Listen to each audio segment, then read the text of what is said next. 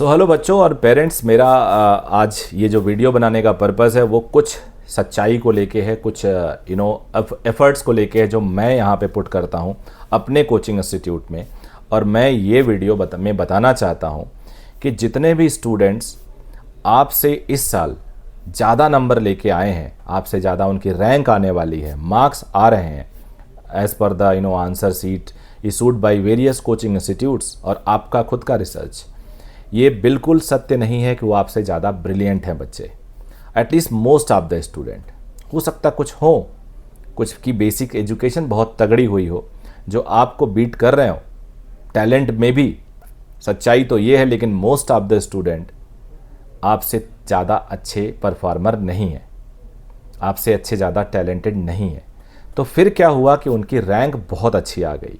तो इस वीडियो को लास्ट तक देखना, ज़्यादा बड़ा नहीं है, एटलीस्ट वो सारे स्टूडेंट देखें जो इस साल ड्रॉप करके तैयारी करना चाहते हैं, या उनके पेरेंट्स, या वो सारे स्टूडेंट देखें जिनके छोटे भाई बहन हैं, वो तो क्लियर हो जा रहे हैं लेकिन वो उनको गाइड करना चाहते हैं। एक्चुअल में आज की प्रिपरेशन की स्ट्रैटेजी बहुत डिफरेंट है। अगर ये कंपटीशन है, कंपटीशन एक रेस होता है, रेस में आपको पता है केवल आपकी जो फिजिकल हेल्थ है केवल वही स्ट्रांग नहीं होनी होती है, मेंटल हेल्थ की भी ज़रूरत होती है, बहुत सारे एडिशनल सप्लीमेंट्स की ज़रूरत होती है, मतलब फ्रूट्स की ज़रूरत होती है, न्यूट्रिएंट्स की ज़रूरत होती है, विटामिन्स की ज़रूरत होती है। तो वैसे ही ये जो कोचिंग इंस्टीट्यूट्स हैं और कुछ कुछ सेलेक्टिव कोचिंग इंस्टीट्यूट्स हैं, या कुछ कुछ सेलेक्टिव पेरेंट्स हैं, या कुछ कुछ सेलेक्टिव स्टूडेंट खुद हैं, वो अपनी स्टडी को, अपनी प्रिपरेशन को इतना साइंटिफिक और बढ़िया बना लेते हैं कि एक बच्चा जो रात दिन करके पढ़ रहा है वो आगे नहीं निकल पाता, लेकिन दूसरा निकल जाता है। मैं आपके साथ शेयर करना चाहूँगा, ऐसा कुछ एक्सपेरिमेंट हम भी किए 2-3 सालों पे। मैं इसे एक्सपेरिमेंट नहीं कहूँगा, एक्सपेरिमेंट में तो नेगेटिव रिजल्ट भी आने के चांसेस होते हैं, या एक्सपेरिमेंट फेल होने का भी चांस होता है, लेकिन यहाँ पे जो मैंने किया मुझे बड़ा दृढ़ विश्वास था कि ये फेल नहीं होगा। मैंने 2 साल पहले एक रैंक इनरिचमेंट बैच बनाया। देखो, सारे इंस्टीट्यूट क्या करते हैं कि वो बच्चों को स्क्रीन करके टॉप बच्चों को एक जगह कर लेते हैं और उनका फिर एक बैच बना लेते हैं। उसमें डर ये रहता है कि जो बच्चे उस ग्रुप में नहीं आते वो डीमोरलाइज हो जाते हैं। अच्छा, मोरली हम सारे बच्चों को जब एडमिशन देते हैं तो हमारी रिस्पॉन्सिबिलिटी सारे बच्चों के लिए होती है, कुछ सेलेक्टेड बच्चों के लिए नहीं। तो मैक्सिमम इंस्टीट्यूट सेलेक्टेड बच्चों को अलग कर लेते हैं, उनको बढ़िया टीचर दे देते हैं, और नॉर्मल बैच पे ज़्यादा ध्यान नहीं देते, उनकी शिकायत को बहुत सीरियसली नहीं लिया जाता है, और सेलेक्टेड बच्चों की शिकायत को तुरंत सीरियसली ले लिया जाता है। वही वाला हो गया रैंक और ये बैंक। हमने रैंक इनरिचमेंट जब बैच बनाया तो इसमें भी वही टीचर दिए जो नॉर्मल बैच पे दे रहे हैं। टारगेट बैच जो हमारा होता है वहाँ भी वही टीचर दिए। इसीलिए मैंने अपने सेंटर पे सिर्फ 3 बैच रखा, 2 बैच नॉर्मल इंग्लिश के, एक हिंदी का। हिंदी बैच में हिंदी टेस्ट सीरीज, हिंदी किताबें, ऑल इंडिया टेस्ट सीरीज भी हिंदी में, एक तरफ इंग्लिश एक तरफ हिंदी, और एक छोटा सा बैच बनाया रैंक इनरिचमेंट बैच। तो कुल मिला के 3.5 बैच कह सकते हो। छोटा बैच तो 20 बच्चों का, 18 बच्चों का था, तो वो बैच तो आधे से भी कम। बाकी बैच में 50-50 के आसपास स्टूडेंट, थोड़ा बहुत ज़्यादा, किसी में कम, मैक्सिमम 55-60, लेकिन अटेंडेंस 50 से नीचे ही रहती थी। उन बच्चों को हमने नॉर्मल एक टीचिंग शेड्यूल में डाला, सबका सिलेबस 28 फेब को ख़त्म कराया, आरी का थोड़ा 10-15 दिन पहले हो गया। उसके बाद उन सारे स्टूडेंट को वीकली टेस्टिंग में डाला। वीकली टेस्टिंग होता है हर वीक 720 नंबर का पेपर। इनफैक्ट 720 नंबर का पेपर हम केवल और केवल 3 घंटे में कराते थे बच्चों को। वो जो 20 मिनट एक्स्ट्रा होता है ना, वो नहीं देते थे, जिससे कि बच्चों की इफिशिएंसी और ज़्यादा हो। क्योंकि अगर आपको कहीं पे मान लो कंपटीशन में 50 किलो का वजन उठाना है और आप सिर्फ 50 किलो पे प्रैक्टिस करके जाओगे, तो हो सकता है कुछ उस टाइम विंड प्रेशर हो, हवा का दबाव हो सकता है कुछ डस्ट पार्टिकल हो, या हो सकता है कुछ मेजरमेंट फॉल्ट हो। तो आपका जो वेट है जिसे आप उठाने वाले हो 50 किलो समझ के हो, 50 किलो 200 ग्राम हो गया हो, 50 किलो 100 ग्राम हो गया हो, ऐसे केस में आपकी परफॉर्मेंस अच्छी नहीं आएगी, आप मुश्किल से उठा पाओगे। लेकिन अगर आप 60-70 किलो की भी प्रैक्टिस किए हो तो 50 किलो कंफर्टेबली उठा लोगे। कभी कभी तो बंदा 100 किलो प्रैक्टिस करके जाता है, उसे एक हाथ से उठा लेता है। कंपटीशन को इससे अलग कैसे कर सकते हो? कंपटीशन, कोचिंग, ये सारी चीज़ें लगभग एक ही हैं। चाहे आप स्पोर्ट्स के कोच हो, चाहे आप आईआईटी के कोच हो, चाहे आप नीट के कोच हो, या एनडीए या सीडीएस या सीयूईटी या आईएएस या यूपीएससी बोल सकते हैं, तो कोचिंग हमेशा साइंटिफिक होनी चाहिए, बच्चों को एकदम सही सजेशन देना चाहिए। अब कुछ इंस्टीट्यूट एनसीईआरटी के बियॉन्ड पढ़ाने लगते हैं।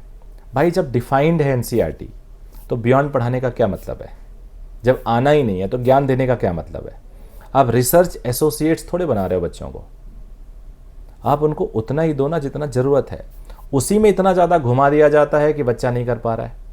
अगर उसी को हम ढंग से पढ़ाएं और हम 720 लेके आएँ एक बच्चे का, 705 लेके आएँ, 700 लेके आएँ, हमारे यहाँ से एक बच्ची 700 भी लेके आ रही है, तो ऐसे बच्चों को सिलेक्शन करा के आपको ज़्यादा खुशी होगी। जब वो कुछ बच्चे मेरे यहाँ ज्वाइन किए थे तो उनका लेवल 200-250 था, और आज वो बच्चे 650-660 पे भी आए। नीचे तो कोई नहीं गया, ऊपर ही गया, एक आध गए भी होंगे हो सकता है। तो ऐसे केस में क्या होता है कि बच्चा मोस्ट ऑफ द टाइम अगर ट्रस्ट करके आता है एक मेंटर पे, आपको मेंटर पहले सर्वे करके चूज़ करना होगा। आप ऐसी जगह जा रहे हैं जहाँ पे जिस मेंटर को आप चूज़ कर रहे हैं वही अनश्योर है, उसे ही नहीं पता कि वो कितने महीने वहाँ सेंटर पे रहेगा। सेंटर हेड से मिल रहे हैं, 6 महीने बाद नया सेंटर हेड आ जा रहा है। जो ओनर ऑफ द इंस्टीट्यूट है, ही और she is not there any time, आप कभी मिल ही नहीं सकते। भाई पेन किसको होगा? मैं एक आकाश इंस्टीट्यूट में से अपनी जर्नी स्टार्ट किया था, और आकाश इंस्टीट्यूट में ओनर मिस्टर जेसी चौधरी थे। मैं बड़ा उनसे प्रभावित हूँ। और वो एक्चुअली जब सिस्टम छोटा था, अब तो बहुत बड़ा हो गया उनका सिस्टम, 300-400 ब्रांचेज हो गए। तो अभी मैं 10 साल से अवेयर नहीं हूँ कैसा कर रहा है ऑर्गेनाइजेशन, लेकिन मैं विश करता हूँ अच्छा करे, क्योंकि मैं खुद 10 साल वहाँ पे काम किया हूँ और बड़ी मेहनत की है। तो उनका एक स्टेटमेंट हुआ करता था कि यार बच्चे हमारे अन्नदाता हैं। एग्जैक्टली सेम फिलॉसफी पे मैं काम करता हूँ कि बच्चे हमारे अन्नदाता हैं। पहली प्रायोरिटी हम बच्चों को देते हैं, दूसरी प्रायोरिटी हम किसी और को दे सकते हैं, चाहे वो स्टाफ हो चाहे फैकल्टी हो। बच्चे को मिसगाइड करना जरूरी बिल्कुल नहीं होता है। हाँ, कंपटीशन है, एडमिशन सबको चाहिए, एडमिशन हमें भी चाहिए, अच्छे बच्चे सबको चाहिए, अच्छे स्टूडेंट हमें भी चाहिए।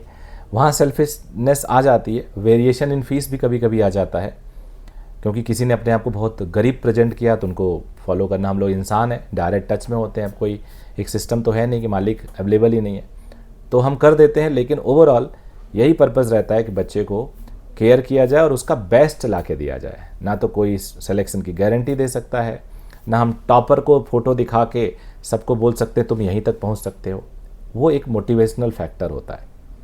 अब ये इसी सेंटर से अगर एक आया है तो और मोटिवेशन फैक्टर होता है। अब मैं एडमिशन लेने जा रहा हूँ किसी भी एक सिटी में A, और उस सेंटर पे CDEF वाले सेंटर के टॉपर की फ़ोटो लगी है, तो मेरे लिए मोटिवेशन हो सकता है, जैसे पेपर में 50 फ़ोटो देखता हूँ, बट एग्जैक्ट मोटिवेशन नहीं होगा मेरे लिए। वो एग्जैक्ट मोटिवेशन तो वो होगा जब उसी सेंटर का उसी टीचर के द्वारा पढ़ाया हुआ और हमारे बीच का, हमारे गांव का, हमारे शहर का, हमारे कस्बे का एक बच्चा टॉप किया हो। तो इसी दिशा में मैं कोशिश कर रहा हूँ अविरल क्लासेस को लाने का, और इसी दिशा में मैं ट्राई मार रहा हूँ कि हमारे स्टूडेंट आगे बढ़ें। तो जितने भी स्टूडेंट 500 से ऊपर हैं वो हमारे रैंक आरी बैच के लिए डायरेक्ट एलिजिबल हैं। फ़ीस बहुत ही नॉमिनल है, 50,000 प्लस GST। अगर आपके 575 प्लस आते हैं सिर्फ 25,000 प्लस GST। और अगर आपकी फाइनेंशियल कोई बहुत ज़्यादा दिक्कत है तो आप डायरेक्टली कनेक्ट कर सकते हो, नीचे मिस्ड कॉल नंबर है। लेकिन ये आपके एक्सपेक्टेड कट ऑफ या कॉलेज के लिए नहीं है, तो प्लीज़ मत पूछना, क्योंकि वो लोग जो इसको डील करेंगे वो एक्सपेक्टेड कट ऑफ कॉलेज को नहीं जानते और उस पर वो डील नहीं करेंगे। और एक गूगल सीट भी दे दे रहा हूँ, अगर आपको और इन्फॉर्मेशन चाहिए बैचेस की तो आप उसको फिल कर सकते हो, डायरेक्टली हमारी टीम आपको कनेक्ट कर लेगी। Thank you very much, bye bye, take care.